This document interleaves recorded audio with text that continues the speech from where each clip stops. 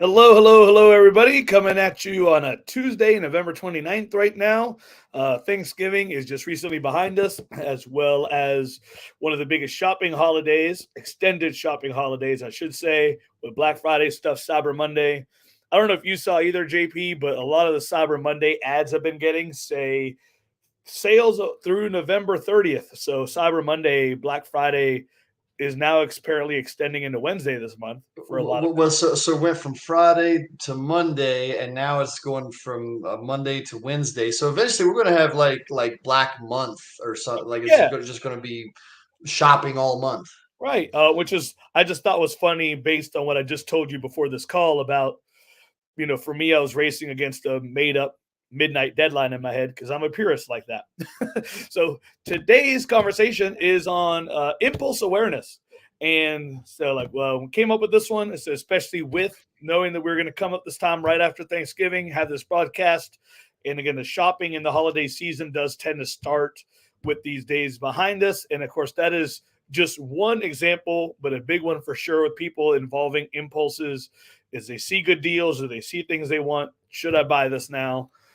And a lot of other types, though, of impulse just control, throughout life in general. But of course, especially now, again, with whether it be eating, feasting, holiday drinks, all sorts of get togethers, etc. So a lot of different opportunities for these things to pop up.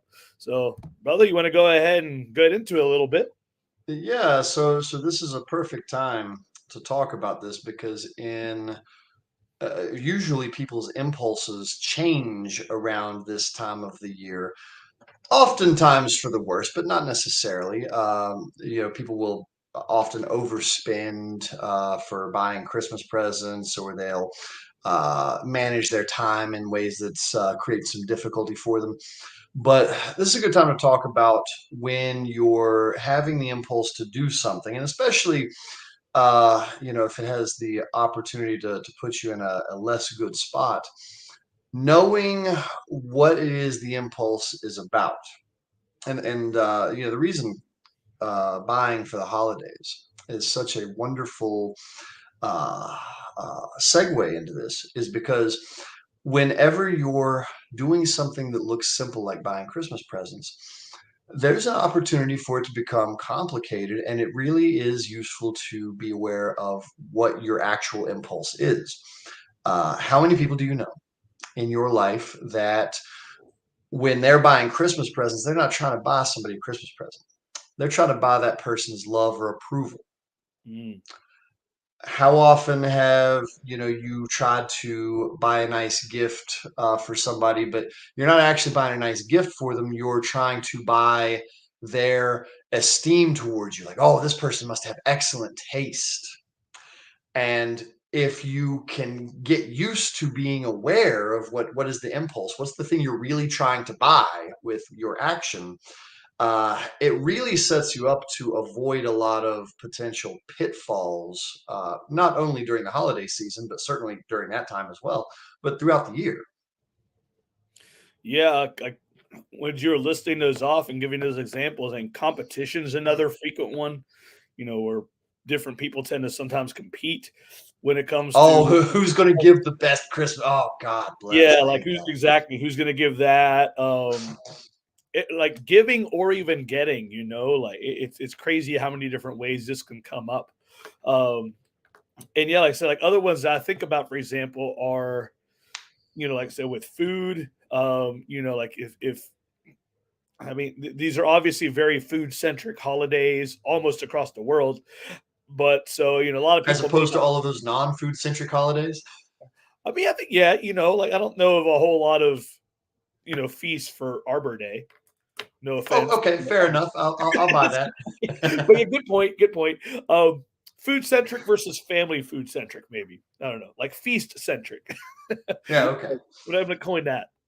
Um, but yeah, like so a lot of people, it may not be any issue, it may not even come up, but if somebody's trying to follow a certain type of like nutrition protocol, whether for their own fitness or maybe an actual medical reason, like this can be a time where it's like much more difficult because people are literally just like shoving food in your faces. It's like around the holidays more than other days, it seems, or it's just even in stores more.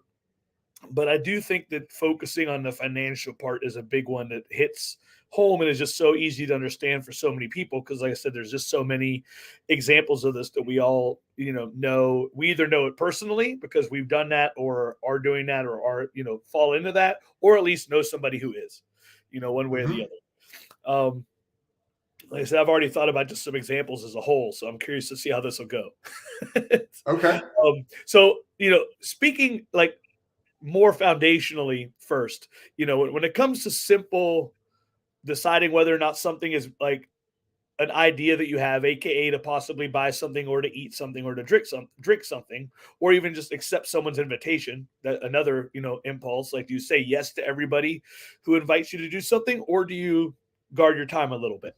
Um, but is just when any of those come up, what are the most tried and true methods to gauge whether you're saying something or doing something because you actually want to and you think it's a good idea versus you're simply going with the moment and committing to a choice without thinking about it? Well, so I think that is a really good question because when it comes to what are we trying to buy with our actions, I am usually a fan of viewing no purchase, if you will, as being wrong as long as you're aware of it and you are okay with what you're getting. So if you want to try and buy somebody's love and approval and you're aware that you're doing it and you want to do that, then I mean, fine, why not? Uh, but one of the examples you gave there is a good one because it's one that can happen mindlessly, and I always pick on it during the holidays. Saying yes to everything.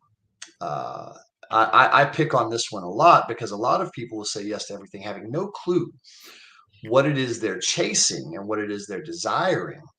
And oftentimes, that's one of the ones that gets people into a worse position. So uh, during the holidays, what I would often encourage people to be trying to get as part of the deal is rest and recuperation. We talked about this before. It's one of the big basic points of a holiday is rest and recuperation. If you are not getting that, you're probably getting a bad deal on the holiday. And so, the first thing that I would be asking someone if they're invited to a lot of things is, okay, you're saying yes to a lot. Are you still getting rest and recuperation as a part of the deal? If the answer to that's no, I immediately have a lot of questions and potential objections. But then past that, let's say you're invited to two Christmas parties on the same day. Very common occurrence. A lot of people are trying to spend an hour and a half at one, an hour and a half at the other. And often what is being done is at least one of those is being attended for approval or esteem or some sort of payoff like that. And sometimes the other one is being, maybe the one that's really preferred, like the one that's actually providing Mhm. rest, recuperation, connection. And so if we're talking impulse awareness and what are you really buying with your actions, one of the things I'll try and point out to people is, okay, so you're going to spend less time at this place where you're getting rest and connection and deepening of good relationships, and you're going to trade a piece of that for just other people knowing that you met the expectation that you arrived at a party. Right. Does this sound like a good deal? And usually when I couch it like that, it's like, wow, okay, that sounds like a terrible deal. Why in the world would I ever do that? But that's such a terrific highlighting of why impulse awareness is important, because if you're not aware you're doing this, it's really hard to try and figure out what should I be doing and how should I be expending my time and resources. Yeah, and like we talked about in previous broadcasts that we've had, so many people like with this family time feel like they go back to that time when they were younger when they had to do things with whatever their family set up for them, so they automatically feel like they have to do things in the holidays again, whether it's with families or not, almost, but especially if that those same family traditions are going on. and like you said, like there's that feeling of what you have to do, even if you'd rather do other things instead. And that is a strong impulse to try to figure out that I have to do this because blank versus what do I actually want to do. Right. Um, and like you said, I know that's not something that most people will be able to probably think about on one day and suddenly change their decisions and fix their calendar.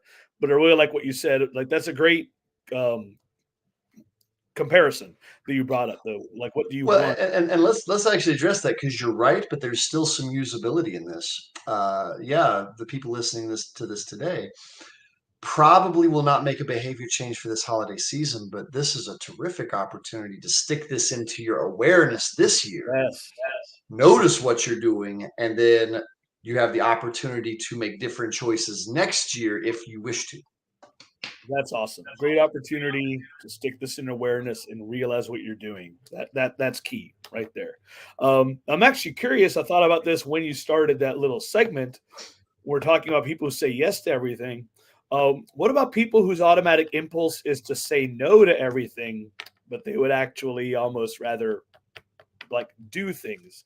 More of a comfort zone issue for them. I mean, I feel like the answer is still kind of the same, but like, do you feel like that happens just as often, or at least do you see about or hear about?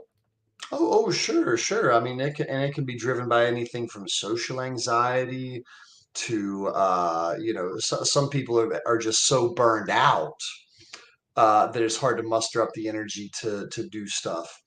And you're dead on when you say that it's still you handle it the same by trying to become aware and making sure that you're in a good deal. Uh, so I myself take 3 or 4 days somewhere between Christmas and New Year's and really do almost nothing besides lay on the couch and watch movies and play video games and really do very little. But I know what I'm purchasing with that deal Mhm. because I know that what's really happening is somewhere about day 5 or 6, I'm going to start getting a little stir crazy. And my energy for the beginning of the year is going to start being really high because I'm going to be hungry to go back to work and I'm going to be hungry to get into projects and I'm going to be hungry to do stuff. So I know what I'm purchasing with that deal. But there's a lot of people who will accidentally they're just so worn out. Maybe the job sucks. Maybe family's just hard to deal with. And so what'll happen is they'll say, no, I don't want to come to this thing that you're putting on that would maybe be good for me because I'm just so worn out. And we would examine, okay, so you're going to get what out of staying home? Are you going to actually get more energy? Or is it going to be draining to you to know that your, let's say, friends are having a good time without you? Is it going to be draining to you to know that you miss them and they miss you? Is it going to be draining to you? Maybe you don't like to view yourself as somebody who's watching Netflix when you could be doing something else. So if it's going to be Mhm. draining, it's good to be aware of like, oh, wow, okay, this is not a good So you mentioned me like three times. deal. Because I'm like you in the sense I'm one of those people who I like being around people, especially that I have already proven that I like or just simply get along with easily. But then I do need some form of balance within a relatively short time frame of that like quieter time. Like I am one of those. Like the last thing I want to do with a longer break time is spend every day with a lot of people. Like yeah, I'd want a couple of days that are quiet in there. And I actually thought about a friend of mine when you said that. I don't know if I told you his story, but I think it's a great example of doing that. And like one of these things, when these comes up is with work or these responsibilities, whether it is work or family. And so where we feel like we have to keep doing it or that more is the answer. We need to keep work. We need to keep doing work, all that. And so is a friend of mine. He comes from actually. He's in a member of a fitness mastermind group. I'm in a fitness professional mastermind. He's a fellow Oh gym. yeah, I've seen you post about that. Yeah, so like he's a fellow gym owner. He owns multiple gyms actually, and the biggest change in his business when he figured stuff out was when his coach for this, like one of the guys running it, it basically told him leave, go out in the woods, and don't come back for like 3 or 4 days. Because he loves being like, that's his method of chilling out. He loves outdoor stuff, wanted to do that. So he just connected, left for like 3 days. And I mean, I've heard him say it for over a year. Like he credits that 3 day break to the biggest changes he ever had in his business, coming back, setting things in motion, just because he took that time to actually recuperate, fought against his normal pattern of simply working and trying to do that stuff, went and refreshed his mind somewhere that he liked, and came back and boom, like Hmm. he was set up. Um, like some people might have something that like that much of basically of a snap. 3 days might be enough for some people. Some people might just need one day. Um, but yeah, so like Bill Gates takes a week once a year to do that. that's right. I remember seeing that one. Now he just goes and basically like reads in a cabin or something. He lives in a cabin and takes nothing but books, and just like there's a week of doing nothing but thinking and reading. Yeah. Yeah. So I mean, that's always a great example with that. Well, So and right there, let me pick up on something there because it's something very useful to know. Uh, and it's a thing I struggle with because I actually know that I would benefit from doing that very thing, and I sometimes have difficulty making myself. When it comes to impulse awareness, there's oftentimes an impulse to keep doing what you have been doing, oh yeah. no matter what. I mean, it could be going and seeing the same people for Christmas that you always see. It can be working the same way you always work.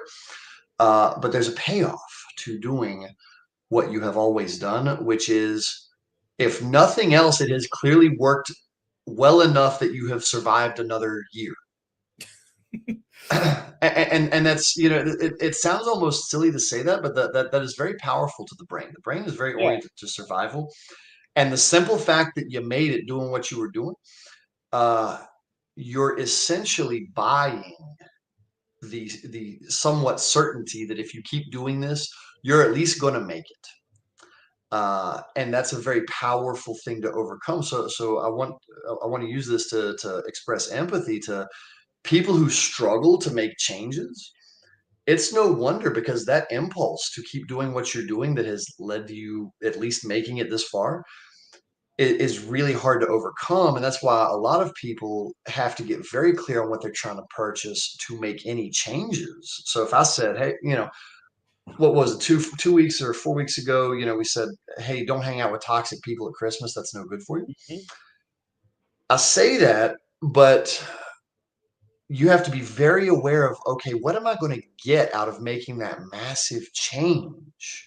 And if you're not deeply aware of that, of the level of like either peace or happiness and excitement or whatever you're going to get out of it, you're going to really struggle to make that change. Mhm. And something I was thinking of too, when you do that, like you said, like I like how you put that in a point of the brain understanding survival, because I was thinking of it as comfort, that comfort of doing the familiar, which I mean basically is like the same Same intrinsic thing. thing down. Yeah, I hadn't thought of it by like in that visceral of a level. And what's crazy is when you do actually make these changes, or you do actually even try, even if you're uncomfortable as hell at that moment, when you make it, there will be, I feel like there's some part of you that will look, and then like as soon as you make a change, I should say, and actually stick with it. There's some part of you that will look at Good that point. will, there's some part of you that will look at people who are either in similar situations as where you were, or just that like who you identify as feeling like they could benefit from a change, and it will become a moderate struggle to understand why they can't, because it's like I feel like part of us forgets how hard it can be to do that, to do it initially. It's almost like practice. It's one of those situations I feel like where Mhm. the first one's really hard. The second time you make a big change, it's really hard. But you do eventually get better at at least trying out some things differently once you give yourself that momentum. But if you don't, it's very hard to get started, because like you said, you're in that comfortable spot. You're in that I've survived this point spot. Everything outside of this spot is scary. Like you're on the X. You like the Mhm. X. Things outside the X are going to get scary. Well, and that's one of the reasons you'll see this in entrepreneurship a lot.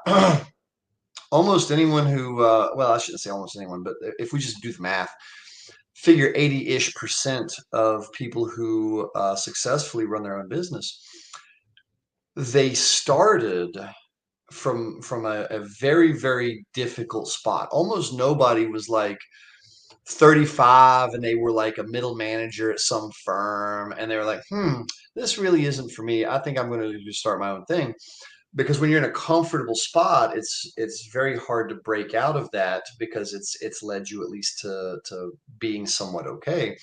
Most people who run businesses, we're starting from a place of nothing to lose.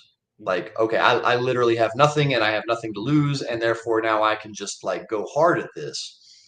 And that's not everybody, but certainly that's many of the people who run successful businesses have that. And so they don't have to overcome that impulse to stay where they're at in their comfort zone because they're so damned uncomfortable anyway that they have no comfort to lose. Right. Yeah. That's a great point. So I want to take this back to the shopping piece. As I said, Yeah. that is such a everybody does this to some degree, pretty much. But so I know one of the big things right now is I said we mentioned the idea with gifts, for example, like what are we actually trying to buy? Like you said, there's a great point bringing those things up. But one of the difficult impulses in this time frame though is sales, and like being both of us being business owners there, and you probably have read at least some. There are umpteen books out there, good ones, like good ones and bad ones, of course, but that talk about how much of sales is psychology and that you're basically taking normal human behavior, expected human behavior, and trying to, for lack of a better term, manipulate people into like Mhm. buying service, spending money with you. I mean, that makes any form of selling sound shady as hell. But it's some of it can be. But I mean, that's what a lot of them point out is how much the psychology can be manipulated, like through marketing, Mhm. through sales tactics, whatever. And I feel like that probably doesn't come up like that's present year round, but especially right now because everybody is thinking about sales and Black Friday gets its name because this is when so many businesses traditionally finally go into profit for the year because this is when like sales really ramp up. So it's sales, sales, sales everywhere, which can vary and especially if you throw in deadlines like, hey, this sale ends at midnight, one day only, lightning flash deal, whatever it is, it spurs that like I don't want to miss out on this. It spurs that human feeling of missing out on something, increasing the chances that people might buy something in like again impulsively, so to speak, or at least with like in a short time frame without actually Mhm. thinking about it.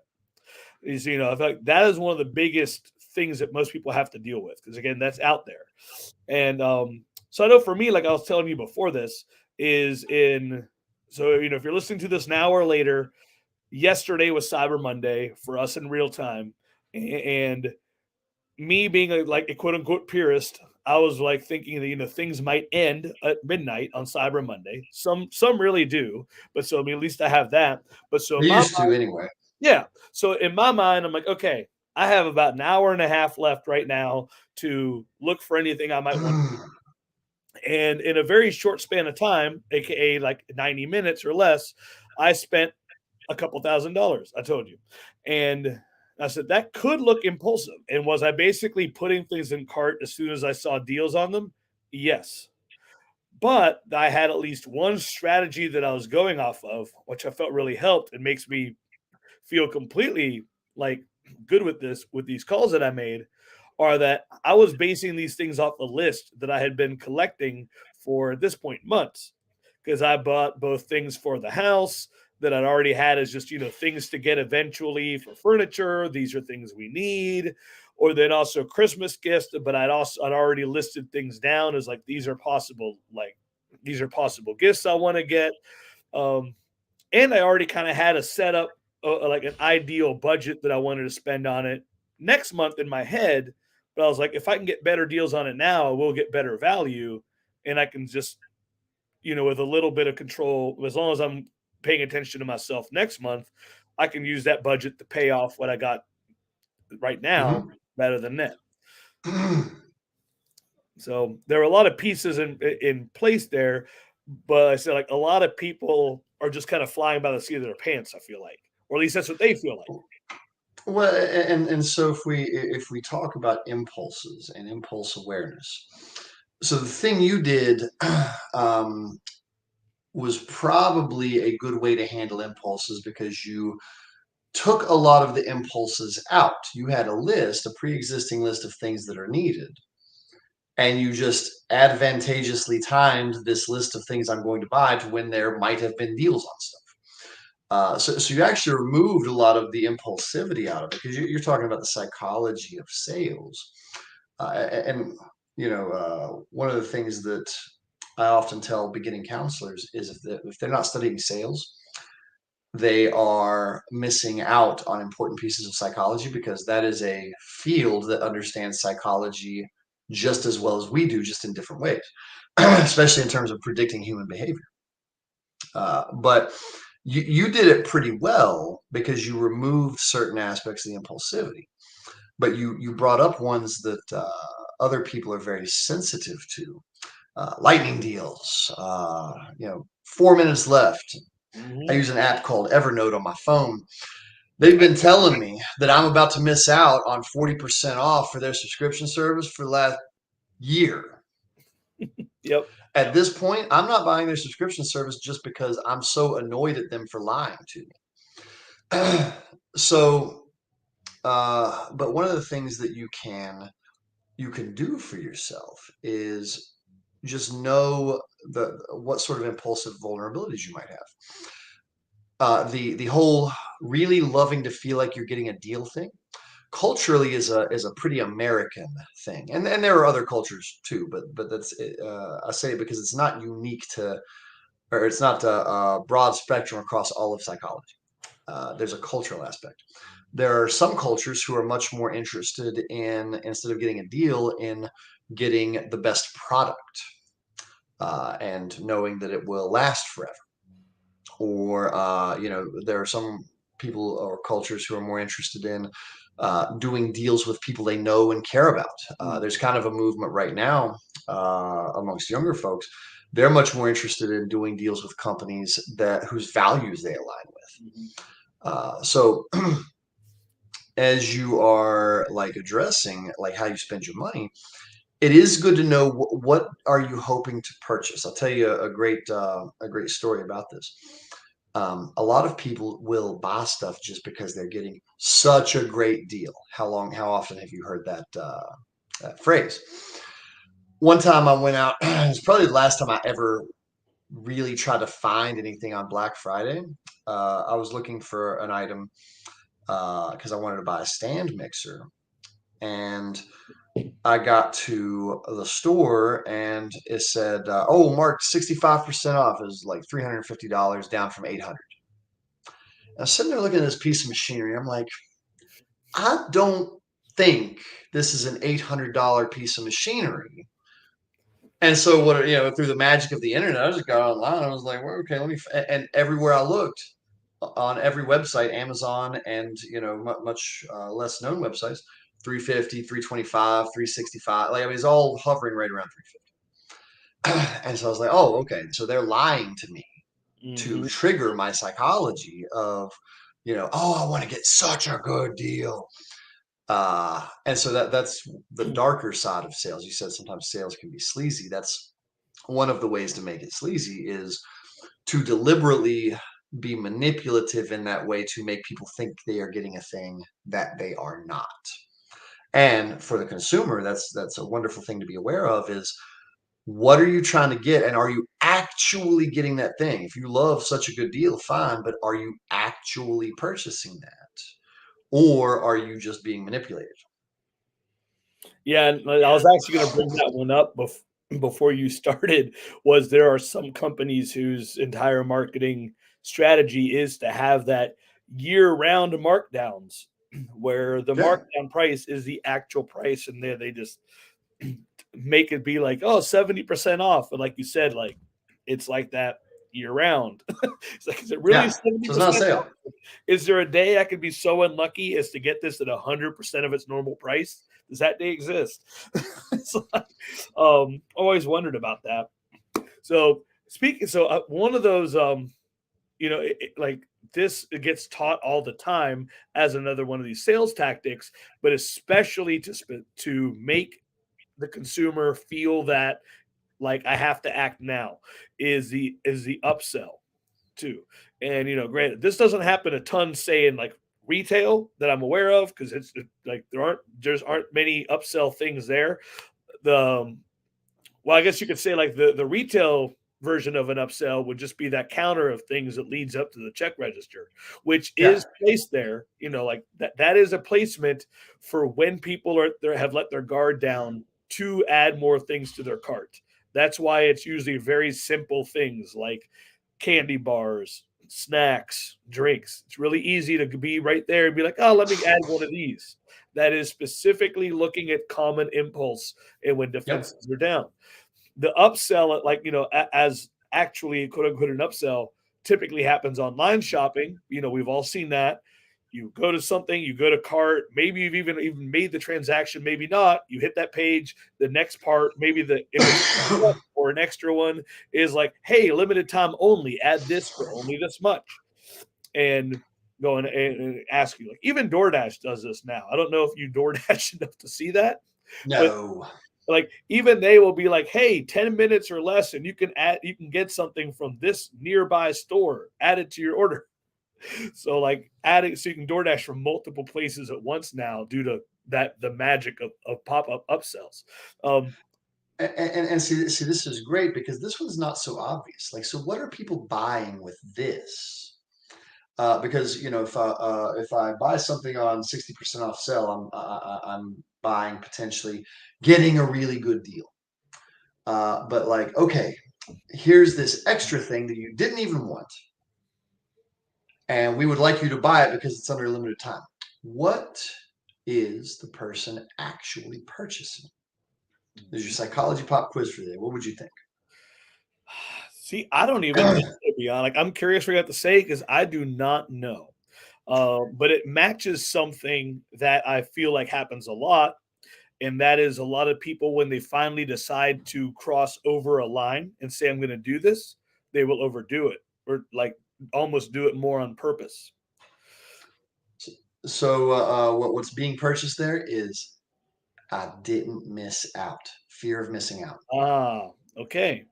I mean, that Pe- makes sense now that you said that. Matter of fact, you were even telling me like in one of your things you did, you missed an advantageous time to sell something and Yep. got a less good price, and I can even hear it in your voice. I I missed was so out. mad. I was so mad. Yep. Oh yeah. And so that's what they're preying on. Now, the, I really wish I could give some advice on this because for whatever reason, and I think maybe it's just because I just don't like the way a lot of sales comes at you in that manipulative way, and it makes me a little inoculated to it. I don't care if I miss out,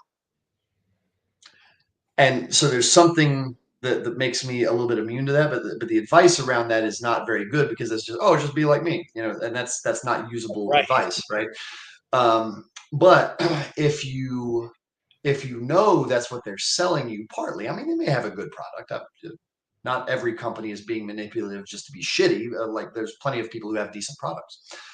Uh, but if you know that what you'll be partly buying is, oh, just being able to say I didn't miss out, it'll help you evaluate that deal potentially a little more clearly. Like, okay, besides just not missing out, do I really want this thing they're selling me? Do I really need a left-handed shovel? Probably not. Yep. Yeah, yeah, and like I feel like the fact that it's mastered by squeezing it in right next to a decision that you're already making by getting a product Mhm. and and You've the already said yes, so you'll say yes to this too. exactly a super limited time by hey, you're in the middle of buying this. Your only chance is now because if you finish buying this, you won't be able to come back to this. That's basically the message in so many of these.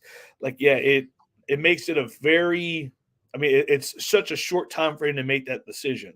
Um, Especially like I said, if it's something you're interested in a little bit. 'Cause I do feel like most people aren't aren't going to just impulsively add those things in all the time. But I do know statistics show that a lot like upsells can be crazy profitable, Hmm. and yeah, like the numbers are big on it. So again, it's just people who are even slightly interested in the thing who have to think about whether they actually want it, or if they're only getting it because they have a chance now, and you might want it. Yeah. And yeah, I feel like a lot, well, like we've been saying with awareness, so much of it is like having time and time again going through it, and hopefully actually thinking about it a little bit more each time. Um, or really, like I said, the advice I'm going to give again is like if you can go into it actually with a little bit of that pre-preparation, then that at least gives you a little bit of a foundation as to whether or not you would want something or not in the first place. Well, that and let me add one thing because when it comes to awareness, you always have to put this on there because it's too easy to make it unwieldy. When you're exercising deliberate awareness, it's important to know that you got to work on awareness only around the areas that cause problems. Because if you try and be aware of every damn thing you're doing, that's completely untenable. We are designed to get into autopilot on stuff for a reason because we just can't be aware of everything. But so let's say if a person constantly overspends each Christmas, now it's time to deploy awareness around that. If you don't overspend, then I don't know why bother. Or if holiday shopping is stressful, if you accidentally make it stressful, okay, how am I making this stressful? What part of this impulse do I need to be aware of? What am I doing to cause my own problem here? Mhm. Deploy the awareness around that. If you find yourself in not enough time, maybe it's around that. But don't try and we've brought up a lot of stuff. Don't try and be aware of literally everything you're doing at all times because that's completely untenable. That's a wonderful way to go crazy during the holiday season instead of like get some rest. Right. Yeah. Like, and actually, like, I sort of hinted at the last topic that I know that I wanted to go into or ask you on this is and like so many of these things, it's almost like I'm getting a brief counseling session for me because I know this is one of my trademarks, um, or characteristics is being, making the decisions I want to do, yada yada, X amount of time, but then that behavioral pattern, where if you miss something, you decide, like, instead of just simply being like, okay, I missed, let me get back on the horse or whatever, you can decide to miss by a lot. People do this with nutrition and diets all the time, whether it's like, oh, I had one bad meal, so I'm just gonna like binge on everything and go on a fast food spree, or shoot, I messed up on Wednesday. Let me wait till next Monday and I'll just eat whatever I want now. People do the shopping too, though. Like, you and I have talked like how I function on a budget. I'm good at it most of the time. But I know that the months that I go over budget, in the past, I'm better now due to experience, but in the past, if I went over budget, there would usually be moments where I'd be like, hell with it, I'm so over budget, I'll just do whatever and start over at the end of this month at whatever my new level is. So, like whether it be spending, so eating, etc. I know there's a lot of people out there who share that type of action, just that, Mhm. like, I missed it or I went over by just a little bit. Rather than keeping the damage minimal, I'm going to say screw it and make it way worse than I need to. Well, So, and so a good thing to know that you could be buying for the person who does this, although by no means is it guaranteed, but notice that that'll always happen on something that provides dopamine. That'll always happen on shopping. It'll always happen on food. So one of the things that a person could be purchasing is, well, okay, I feel bad about what I just did, but I know dopamine helps me feel better, although they're not thinking it quite that chemically. So let me just go ahead and make myself feel better. And they'll just keep clicking that buy button on feel better, feel better, feel better, feel better, feel better. That's one of the things a person could be buying with that particular impulse. Although once we get to this level, there can be a lot more happening, but that would always be the first thing I would look for is, are they just buying a dopamine hit since they already screwed up and they feel bad? I had this image of just like a cartoon strip or movie strip being like, it's always dopamine. It is. It's like, ah, On the occasion that it's not oxytocin. right. Exactly. And yeah, because like, and basically like a brief reminder for anybody like listening or catching up to this. I mean, dopamine is the center for a lot of types of addiction, right? Like it's because we're like people like love that hit that the brain releases of dopamine of getting something they want or that they're looking for. So yeah, that's exactly Well, why. especially behavioral addiction. Substance addiction gets way more Well, complicated, yes, but sorry, behavioral sorry. addiction, yeah, that's Yeah, pretty right. behavioral is exactly what I had in my mind. Yeah, so things like shopping, like I said, like eating all the food that looks delicious, even if you just promised that you weren't going to, like to yourself or somebody else, like you name it. Like it's so often. Well, it's funny you keep using that example, considering that a few days ago began cheat month for me. So I will literally be binging on everything up until January 2nd. So there you go. Heck yeah. I hope you have a great time with that. I know you said though, like the more you do that, the better it gets. Actually, the more I do it, the less I binge because That's what I I mean. take Yeah. the yeah I take the gloves off, and but now I've had a couple of things, and I'll probably have something this week, but I have much less of that urge to just like go crazy on the food as I used to. So what would be your impulse awareness bullet points? All right, so impulse awareness bullet points. Number one is try and become aware, especially in the problem areas. If it's going well, don't worry about it. In the problem areas of any sort of impulse you have for yourself, try and notice, what are you really trying to buy.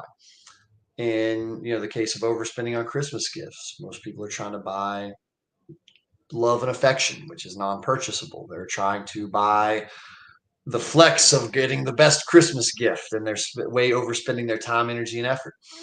Uh, in the case of what was one of the other examples we gave? I'm blanking. Um, Oh, in the case of saying yes to too many things, like yes. buying, using your time to buy, meeting somebody else's expectations. So just notice what you are trying to purchase with your time or your money, and decide if that's a good deal. If it's a good deal to you, if you winning Christmas present of the year amongst the grandchildren really is what you want, then I mean, who am I to tell you you shouldn't want that? But if you realize you're in that game and that's not really the game you want to be in, becoming aware of that can help you get out. And then, of course, anything mindfulness based, don't try and fix stuff that's not broken. It's hard enough to fix Right. the stuff that's giving you problems. Just focus on the stuff that could be giving you problems.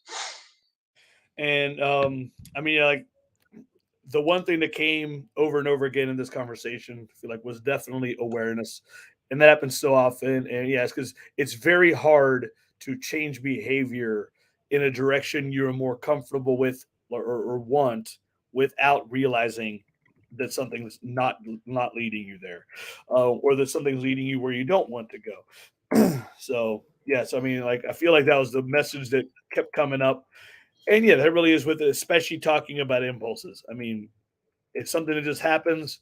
Um, I can't remember the actual quote, but one of I might get it right, but one of my favorite quotes is by Viktor Frankl, and I feel like I've even brought it up on a broadcast before. But between every thought and action, we have chance to decide on our response to it, something like that. That's And pretty close. yeah, like and that's what a lot of this is. It's just like, even in split second decisions or short time frames, lightning deals, etc. There's that brief moment of time when you can go like actually think about whether you want something or not. And I mean, it's really just actually taking advantage of those times and not making a surface guess and just going with it. That's basically how you change those impulses one at a time. That's gonna be the main thing. Is one at a time. You probably won't change all of them, but just remembering that it's one decision at a time. One at a time, for sure. So, well, awesome, brother. Always great getting together with you on these. So, meanwhile, everybody, catch you guys later. Have a beautiful holiday, everybody. See y'all later.